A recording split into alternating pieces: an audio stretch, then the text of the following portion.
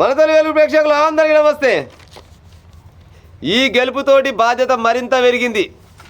Revanth Reddy sir అంటుండు ఈ గెలుపుతోటి అంట బాధ్యత మరింత పెరిగిందంట. జూబ్లీహిల్స్ ఓటర్లు కాంగ్రెస్ను ఆశీర్వదించారు. 51% ఓట్లతో అండగా నిలిచారు. గెలుపుతోటి బాధ్యత మరింత పెరిగింది.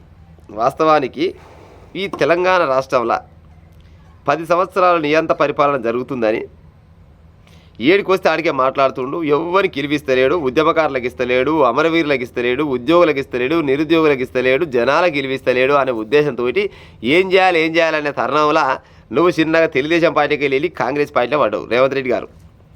గా టైంలో మైకులల్లా ముచ్చట్లు ఒక్కొక్క ముచ్చట ఇంత పొడుగు చెప్తుంటే రేవంత్ రెడ్డి అయితే పక్క ఉన్నట్టు అని నిన్ను నమ్మి నీ చేతిలో పెడదామని ఆలోచించారు. దాంతోపాటుగా తెలంగాణ రాష్ట్రాన్ని కాంగ్రెస్ పార్టీ ఇచ్చింది అంటారు కదా, ఇచ్చినందుకన్నా ఒకసారి ఓటేద్దామని కాంగ్రెస్ పార్టీకి ఓటేసిరు.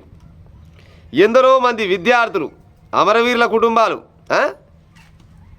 మేధావులు, జనాలంతా కలిసి మీకు అధికారం చేతులు పెట్టిరు. మీరు కూడా కేసీఆర్ లెక్క చేస్తే కేసీఆర్కి పెట్టిన కదా నీకు కూడా పట్టిస్తాను. తెలంగాణ రాష్ట్ర ప్రజలకు పెద్ద సమస్య ఏం కాదు. ప్రజలు తలుచుకుంటే ఏదైనా సాధ్యమే అవుతుంది. అందుకోసమనే బాధ్యత మరింత పెరిగింది కదా. పెరిగిన దాన్ని చాలా జాగ్రత్తగా ఒళ్ళు దగ్గర పెట్టుకొని తెలంగాణ రాష్ట్ర ప్రజలకు 4 మంచి పనులు చేసిపోతే రేపనాడు సచ్చినా కానీ ఆది చేస్తారనే ఉద్దేశంతో పనిచేస్తే తెలంగాణ ప్రజలు ఎప్పటికీ గుండెలో పెట్టుకుంటారు. లేకపోతే అదే గుండెలో పొడిచి ఇంకొక అవి పంపిస్తారు. 2 పనులు వస్తాయి ప్రజలకు. ఇంకేమంటాడు కేసీఆర్ అంట క్రియాశీలంగా రాజకీయాల్లో లేరు. ఇక కేసీఆర్ ముచ్చట ఎందుకు, ఇప్పుడు ఆయన పానం అంతా బాగలేదు విన్నారా. ఆయన బయటికి వెళ్తాడా లేకపోతే అటుకెళ్ళి అటే పోతాడా ఇక అది వాళ్ళు తెలిసే కాలం లేదు. ఇప్పుడు కేసీఆర్కు ఏజ్ పైన పడ్డది. ఒకవేళ ఆయన కూడా తయ్యమైన కాలం ఉన్నాడు. ఆయన కూడా మస్తకు ఉద్యమాలు చేసిండు, మస్తకు పంచాలు చేసిండు, మంచి కొట్లాట చేసిండు, ఎన్నో రకాల గెలిపించిండు చేసిండు. కానీ ఇప్పుడు జరంత ఆరోగ్యం సహకరిస్తలేనట్టుంది.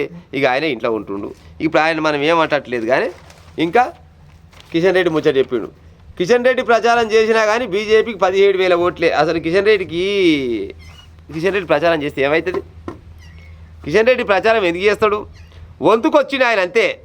అలా పార్టీలా ఆయన ఇంత పెద్ద పెద్దరు కాబట్టి ఆయనకు కూడా ఎంతో కొంత చెప్పాలనే ఆలోచనతో వస్తాడు. ఏదో ముచ్చట చెప్తాడు, పోతాడు అంతే. ఆయన ప్రచారం చేస్తే ఆయన చూసి ఓట్లేస్తాడు ఉంటా చెప్పు, ఏముండదు. కిషన్ రెడ్డి తోటి బీజేపీ పార్టీకి ఒరిగేది లేదు, వచ్చేది లేదు, సచ్చేది లేదు, లుక్సాన్ తప్పితే ఏం లేదు. కిషన్ రెడ్డి వల్ల బీజేపీ పార్టీకి లుక్సానే ఉంటుంది. కానీ కిషన్ రెడ్డి వచ్చి ప్రచారం చేసినంత మాత్రాన ఆయన ఓట్లు వేసేది ఏం లేదు. చివరికి వస్తారకల్లా డిపాజిట్ కూడా రాలేదు బీజేపీలో. వాళ్ళ ఆలోచన వేరే ఉంటాయిలే. కిషన్ రెడ్డి అయినా, నువ్వైనా, కేటీఆర్ అయినా, కేసీఆర్ మీరంతా ఒకటే. కానీ ఏదో ఎలక్షన్లలో ఆయన కూడా కేంద్ర మినిస్టర్ కాబట్టికే అప్పుడు ఇప్పుడు వచ్చి మాట్లాడాలి కాబట్టి మాట్లాడిపోయిన అంతేగాని ఆయన వచ్చినంత మాత్రాన ఆ జూబ్లీస్ ప్రజలంతా నమ్మి మిమ్మల్ని నొడగొట్టి ఆయన గెలిపిస్తారని ఆయనకేమో నమ్మకం ఏం లేదు.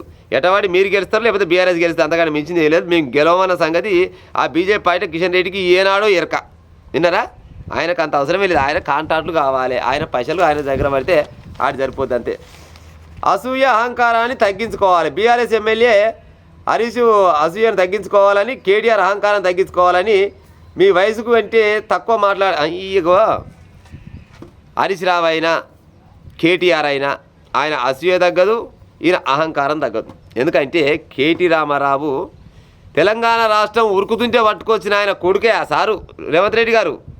తెలంగాణ రాష్ట్రం ఉరుకుతుంటే పట్టుకొచ్చిన ఆయన కొడుకు. ఈ తెలంగాణ రాష్ట్రం మొత్తం కేసీఆర్ లేకుంటే వీళ్ళకు బువ్వ కూడా తినరాదు. తెలంగాణ రాష్ట్రంలోకి బువ్వ కూడా తినరాదు, కష్టం చేసుకోరాదు, పైసలు దాచిపెట్టుకోరాదు, ఏం చేయరాదు అని అనుకుని ఫీల్ అవుతుంటాడు ఎప్పుడు ఆయన. తెలంగాణ రాష్ట్రానికే మయ్య గొప్ప, ఈ జాతి పిత అని చెప్పుకునే ఆయన. మరి గసంటే ఆయన కొడుకు అహంకారం తగ్గుతుందా? తగ్గదు. ఇగో ఆయన అహంకారం తగ్గినా తగ్గకున్నా కానీ ఆయనకే లుక్సాను. ఆయన వల్ల జనాలకు వచ్చిన ఉపయోగం అయితే ఏమీ లేదు.